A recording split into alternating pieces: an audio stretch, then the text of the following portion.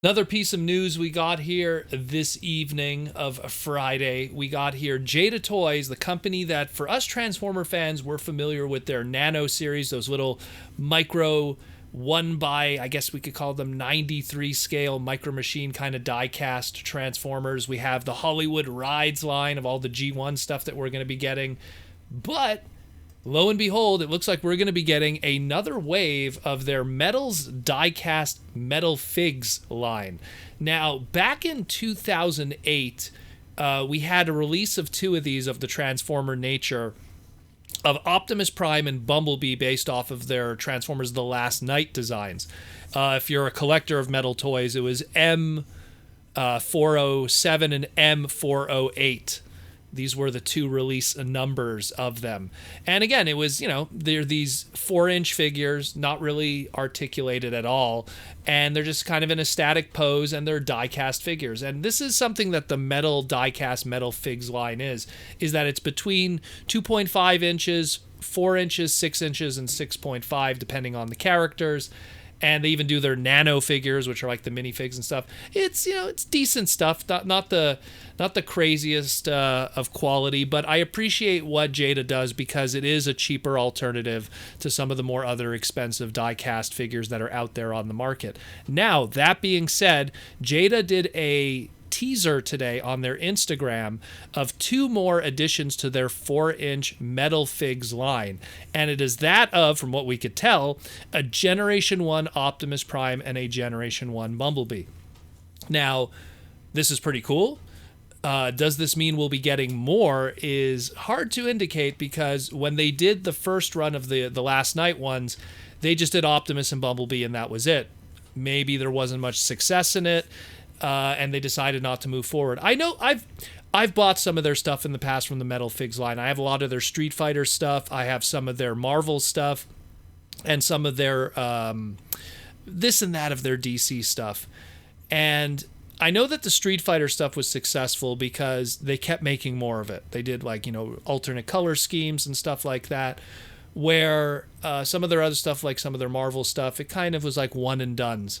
So it's a possibility that we didn't see more of the Transformers The Last Night ones because they did the molds, they weren't successful, that was it. Where even if the Street Fighter ones were not successful, Street Fighter is just like Transformers, kind of lends itself to repaints because of alternate costumes. And so in the case of Bumblebee and Optimus here, if they're their Generation 1 counterparts, you could have black repaints, you could have Cliff Jumper repaints, you could have Glyph repaints, you could have Tap Out repaints, you could have Ultra Magnus repaints, you could have, all kinds of different stuff that you could do. So, Powered Convoy, if you want to really go obscure. But it's something that I could see that if this does have some kind of success, they can move forward to it. And considering that Jada is going more into the Hollywood rides and they're going to be doing a lot more G1 alt mode diecast stuff, to do G1 figures is only the smart move to do, considering they have the license with Hasbro. And there is no indication of when these are going to come out. We just have these two teaser images. But it is exciting to see, and I kind of hope that they do more of this because I like their stuff. I like the Street Fighter ones they did. They were very well painted and decent quality. But I think their biggest weakness is, I don't know how the licenses work from brand to brand, but sometimes they're very limited. It's like they could only do 4 characters of a brand or 3 characters of a brand and stuff like that. And so I'm a big wrestling guy, but their selection of their WWE stuff was very limited, and it almost kind of shelf warmed because they kind of picked weird people to represent. Like they did Triple H and no one wanted that, I guess, and they did Paige and I guess she stopped wrestling.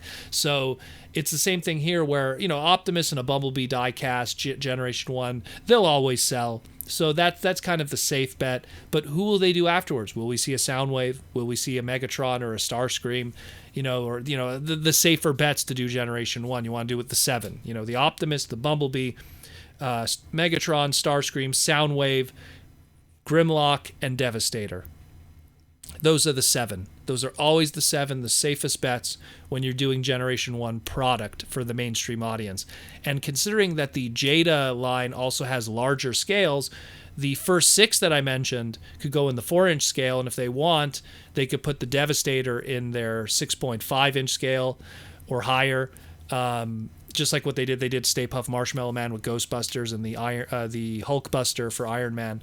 So I could see that too. So I mean, it's cool. Who would you like to see done by Jada Toys Metalfigs designs? Like, who would you like to see realistically to be done with this? Because I mean, if there is some legs here, we might see more of it.